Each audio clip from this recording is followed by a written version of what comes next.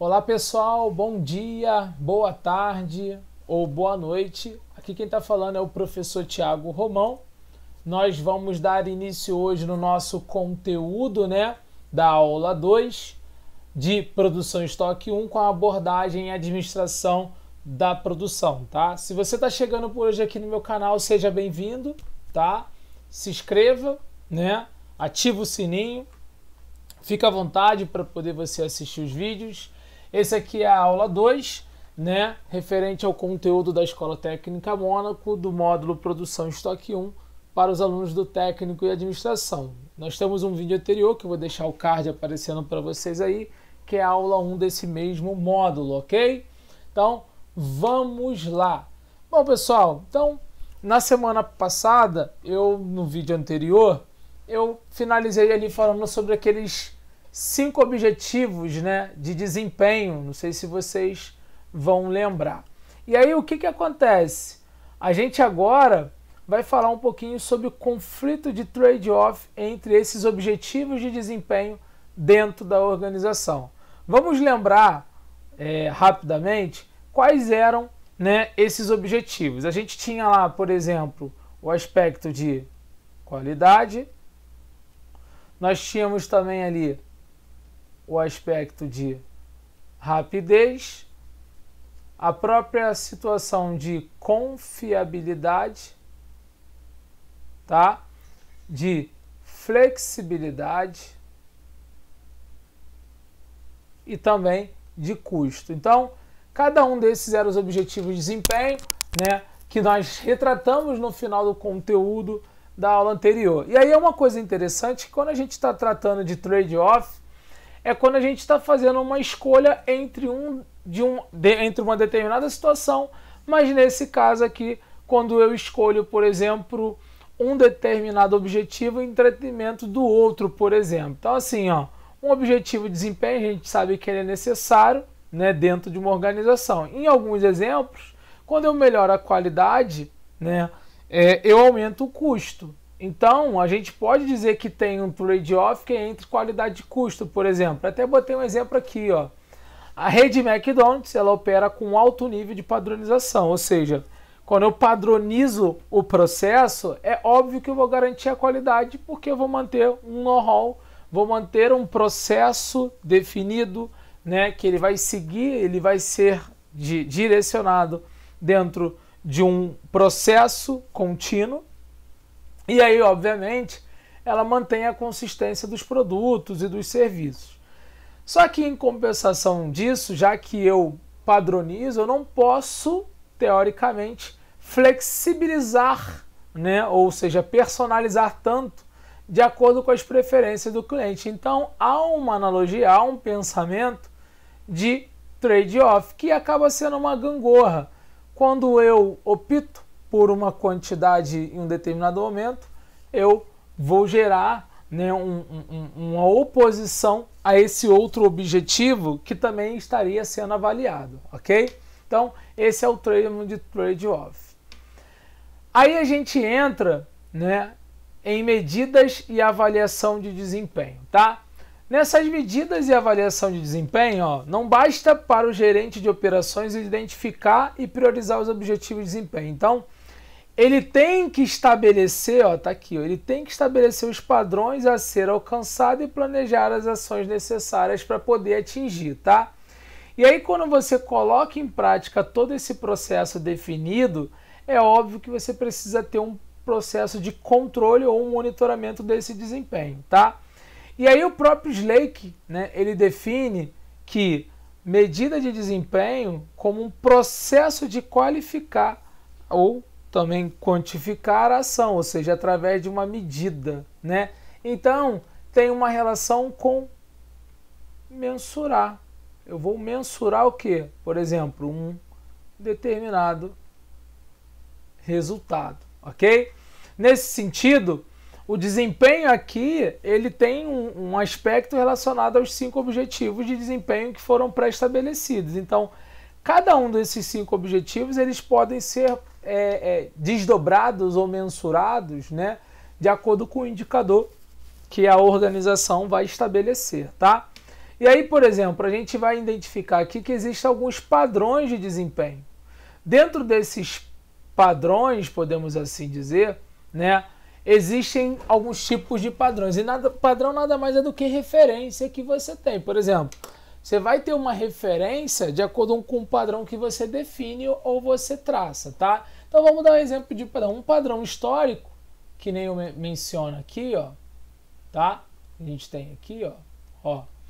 Seria mais ou menos você comparar o seu desempenho atual com o desempenho anteriores. Vou dar um exemplo. Você vai fazer uma academia, sei lá, vai entrar para fazer musculação. E aí você começa a observar, né, algum padrão seu anterior e você usa ele como medida, tá? Então há um processo histórico dentro desse contexto de padrão de desempenho, tá? Da mesma forma, você pode definir metas, tá? Essas metas de desempenho são nada mais do que meta que você pré-estabelece. Por exemplo, ó, galera, a meta agora é vender tanto, a meta agora é atingir tanto. Então, você pré-estabelece em equipe ou de acordo com a produção, metas que devem ser atingíveis, tá? Dentro de um prazo pré-estabelecido e determinado por você. Consequentemente, também temos padrões aqui de concorrência. E aí, esse padrão de concorrência, por exemplo, ele nada mais é do que você comparar o teu desempenho com um concorrente que está estabelecido no mesmo processo, que está estabelecido no mesmo parâmetro de negócio, de competitividade que você se encontra como negócio, tá? E existem alguns padrões que a gente chama de padrões absolutos. Esses padrões absolutos aqui, eles têm uma referência muito interessante, porque muitas das vezes as empresas elas criam um padrão, por exemplo, como está ali, zero defeito, estoque zero, volta zero, quebra zero. Por quê?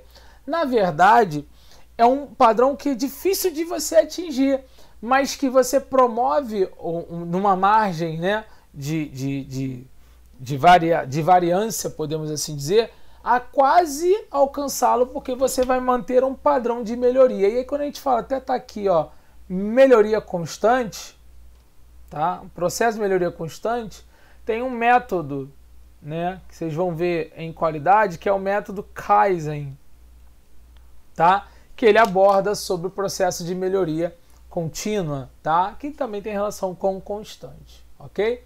Bom, além disso, a gente tem alguns índices de desempenho. E índice, é óbvio que ele vai mensurar aspectos quantitativos, tá? Os índices de desempenho são indicadores calculados a partir das medições que são feitas lá na linha de produção ou pela empresa, no objetivo de você traçar algum parâmetro para avaliar sempre qualidade e produtividade, tá bom? Por exemplo, a gente tem aqui, ó, o índice de qualidade. Então vamos avaliar a determinada qualidade. Ó, por exemplo, a medida da qualidade na produção de bens geralmente está relacionada com o atendimento às especificações do produto. Na produção de serviços, geralmente se refere ao nível de satisfação do cliente, tá? Então eu tenho aqui uma fórmula, por exemplo, essa aqui, ó. Isso aqui é uma fórmula, tá? Ó. Fórmula que você vai medir o índice de qualidade, né, de um determinado fator. E se aplica tanto para a situação de empresa de produto ou serviço, porque eu posso pegar produto ou cliente satisfeito onde é o serviço, tá? Também pode ser no produto trabalhado ou cliente atendido. Eu vou deixar para poder fazer a 2 em aula na nossa live. Mas essa primeira aqui é o seguinte, vamos entender aqui, ó, uma determinada atende em média 60 clientes por dia. Uma pesquisa revelou que teoricamente 48 clientes, né, ficaram satisfeitos com o atendimento. Então o que ele quer dizer ali, ó? Por exemplo, eu atendo 60 clientes por dia, é o máximo. Eu tô avaliando aqui em atendimento, tá? Eu tenho lá, por exemplo, um determinado atendimento que eu vou fazer durante o meu dia, né? E eu vou dimensionando ali pessoas que elogiam, por exemplo, ou que ficaram satisfeitos ou insatisfeitos dentro dessa situação. Qual é o índice de qualidade? Aqui tem uma fórmula. Então, para eu poder achar, vou trazer para cá, eu vou ter ali qualidade. Ele me diz o seguinte, ó, clientes satisfeitos, né? Nós temos aqui 48. Então, eu vou pegar 48 dividido por 60, que é o total que foi trabalhado. E isso aqui multiplicado por 100. 48 dividido por 60 dá 0,8, né? Multiplicado por 100 dá 80%. Ou seja, o índice, indicador de qualidade da empresa, né, com base naqueles dias que ela atende, por exemplo, é de 80%. Ou seja, 20% dos seus clientes atendidos, eles não demonstraram satisfação. E aí ela que vai definir tal parâmetro para que ela possa achar se esse índice que se encontra agora é viável ou não, é aceitável ou não, ou está dentro de algum padrão ou de um processo estabelecido, ok? E aí essa aqui vai ser feita na live na quinta-feira, tá bom? Vamos seguir. Aí a gente também tem o índice de produtividade, né? Se a gente avaliou qualidade, produtividade é aquilo que a empresa tem como consequência do seu resultado, tá? E para que eu possa medir isso, o índice ele é uma relação do que eu gero, output, saída, tá? Tudo aquilo que ela produz como bem ou serviço, por todas as entradas, ou seja, por todos os recursos, né, que ela de certa forma utilizou, tanto recursos a serem transformados ou recurso de transformação. Inclusive está aqui a fórmula tá, da produtividade. Ok? Então, a gente sabe que o input, mão de obra, materiais, né, ou matéria-prima, equipamentos, passa-se por um processo de transformação que vai gerar uma saída que são os bens ou serviços. E aí, dentro desse contexto, né, a gente pode entender, inclusive vai ter atividade para vocês fazerem, né, que é a atividade 2, que aí eu vou poder depois trabalhar ela com vocês lá, utilizando essa fórmula. Mas vamos seguir aqui, ó. A própria produtividade, ela pode ser obtida dividindo a quantidade ou o custo de todos os bens e serviços pela quantidade ou custo de todos os recursos utilizados na produção. Tudo aquilo que eu utilizei, né, de uma certa forma, por tudo aquilo que eu produzi. Então essa é a relação existente, podemos assim dizer, para que você possa perceber como funciona o processo do índice de produtividade. E aí, olha que interessante, eu posso medir a produtividade em relação à mão de obra, tá? E aí eu posso medir pelo número dos funcionários, por exemplo, aqui tem até um exemplo, tá? Eu determino pela quantidade de números de funcionários, eu vou determinar dividindo a quantidade ou o custo dos bens pelo número de funcionários que eu utilizei. Por exemplo, uma empresa trabalhando com 50 funcionários produz 1000 unidades de uma peça por dia. Então, qual é a produtividade dela? 1000, que é o output, dividido pelo input com a relação ao funcionário. Ou seja, em média, cada funcionário produz 20 unidades. Aí ela vai determinar se aquilo é aceitável ou não, que aí ela pode diminuir a quantidade de colaborador, ou pode aumentar na linha de produção, vai ser de acordo com os objetivos pré-estabelecidos, pela demanda que ela possui como negócio, tá? Aí eu também posso fazer com base no homem-hora, ou seja, qual é o valor do homem-hora, né? Mas aqui em relação à quantidade, tá? Porque a produtividade aqui eu vou achar em quantidade de homem-horas em relação à quantidade produzida.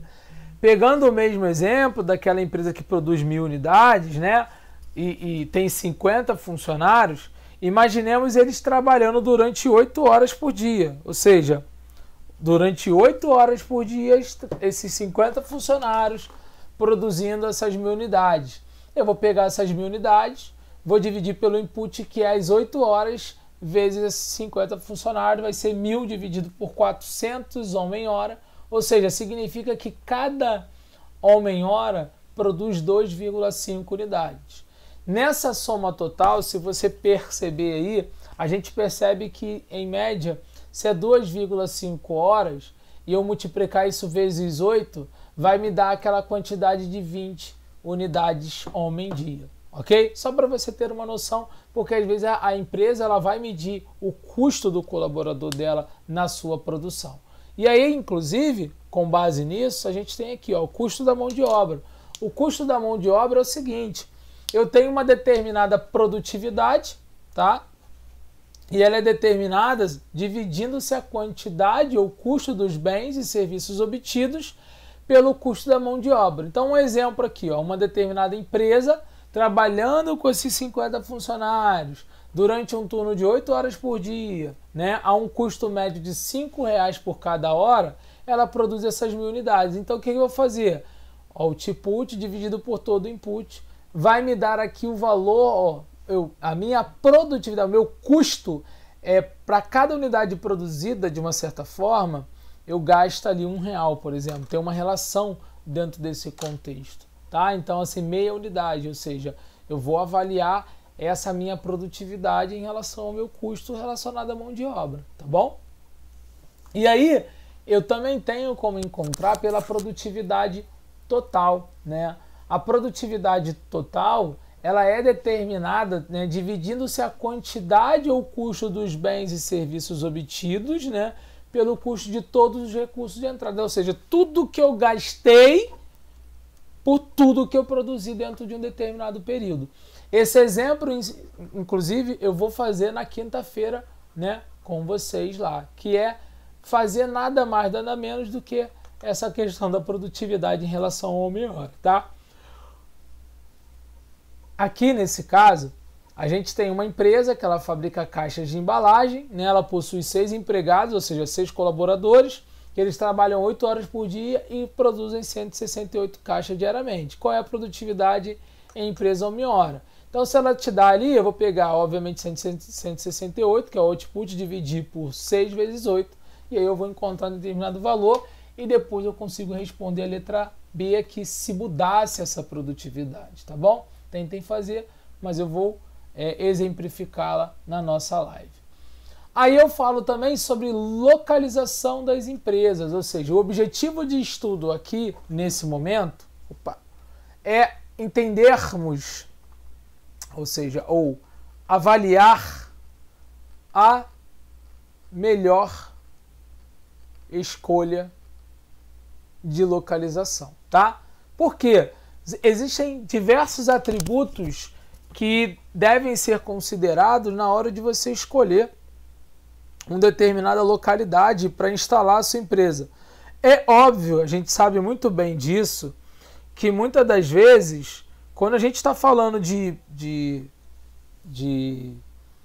escolher um lugar, a gente vai levar em consideração vários fatores, e a gente também, inclusive dentro do âmbito digital, a gente está trabalhando de casa, por exemplo, ou você vai abrir uma distribuidora ou um depósito, você também tem que pensar em algumas situações estratégicas, porque você vai ter um cliente próximo dessa região, ou estratégica de distribuição para você alcançar uma determinada localidade, tá?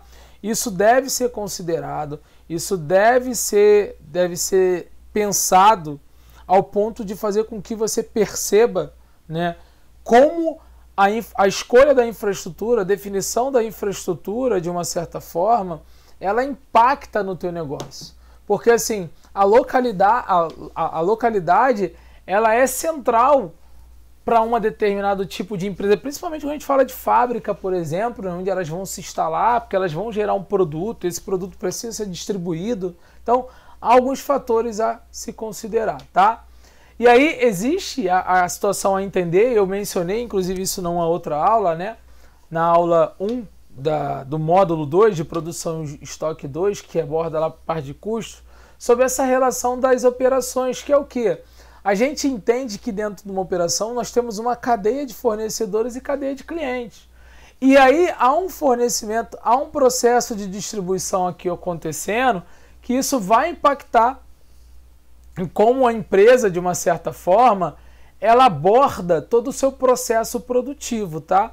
Isso é característico porque quanto maior essa cadeia, mais intermediários eu tenho, mais custos, enfim, pode ocorrer. Então, quanto menos intermediários eu tenho, talvez esse custo seja menor. Aí a gente pega alguns exemplos de empresas que conseguem se estabelecer nesse sentido. Por exemplo, AliExpress, né? Aquela Shopee, por exemplo, que estão lá na China, onde acontece todo o boom produtivo e elas já conseguem despachar diretamente para o Brasil, ou seja, para o consumidor final, muitas das vezes, tá? Bom, aí há alguns fatores a se considerar na hora de escolher. A gente tem alguns incentivos fiscais, por exemplo, né? A gente tem a questão da disponibilidade, né, ou proximidade da matéria-prima, isso é um outro fator também. A questão da mão de obra, né, qualificada e disponível, tá, para aquela necessidade. A questão de analisar o mercado, ou seja, o cliente, né, e concorrentes, enfim. Questão do transporte, que é a distribuição. Questão da disponibilidade de energia, de água, entre outros fatores. Ou seja, a localização ideal vai ser sempre aquela que oferecer uma menor despesa depois de você computar tudo aquilo, mas também não somente despesa, mas aquilo que se aproxima do seu ideal como objetivo de negócio, tá? E aí, a gente tem alguns tipos de processos de produção, tá? Em manufatura e em serviços, tá? E nesse sentido, dentro desses processos, nós temos os processos de produção contínua, produção em massa, produção em lote batelada, produção de projeto e jobbing também, tá? Vamos começar a falar sobre o processo de produção contínua, né? O processo de produção contínua, ele tem uma relação, como o mesmo nome diz, que são produtos que são altamente padronizados e eles mantêm uma sequência de produção, ou seja, é gerado um alto volume de produção, né, e quase nenhuma variedade. Então, se você pegar lá uma fábrica de papel higiênico, por exemplo, uma fábrica de cerveja específica, por exemplo, de papel, de aço, de cimento, de uma indústria química, ela tem ali uma produção em linha contínua, ou seja, tem a matéria-prima, ela vai passando no posto e vai chegar no produto acabado. Não há muita diferenciação no processo, ele mantém um processo contínuo, tá bom? Já no processo de produção em massa, a gente tem algumas características, por exemplo, como fábrica de geladeira, de automóvel, onde você tem uma baixa variedade de produto, mas também até um maior fluxo, né? E que, de uma certa forma, essa produtividade ela se mantém sequencial, tá? Inclusive, botei uma imagem aqui para dar uma relação sobre. No processo de produção em lote ou bateladas, a gente tem uma situação aí de produção intermitente, ou seja, onde há uma quantidade produzida, finaliza-se um lote, depois inicia-se uma outra produção e assim vai acontecendo periodicamente esse processo ao longo do tempo, tá? Isso é interessante frisar, porque quando a gente fala hoje, se a gente for olhar em alguns contextos hoje, muitos produtos são produzidos por lote ou de forma intermitente. Por quê? Porque não tem como a empresa ficar produzindo de forma contínua se muitas das vezes a previsão de demanda ou até mesmo a escalabilidade do produto no mercado, a questão das mudanças das variáveis tecnológicas e econômicas podem afetar esse processo produtivo, ok? Aí aqui é um exemplo de produção dentro do contexto de lote. Por quê? Porque aqui eu tenho, né, um lote de determinado produto A, aí ele entra numa seção de corte, eu posso ter um lote de produto B que vai entrar na seção de costura, ou seja, vai ter lotes de produtos que vão entrar em determinada seção para depois se tornar acabado um produto disponível.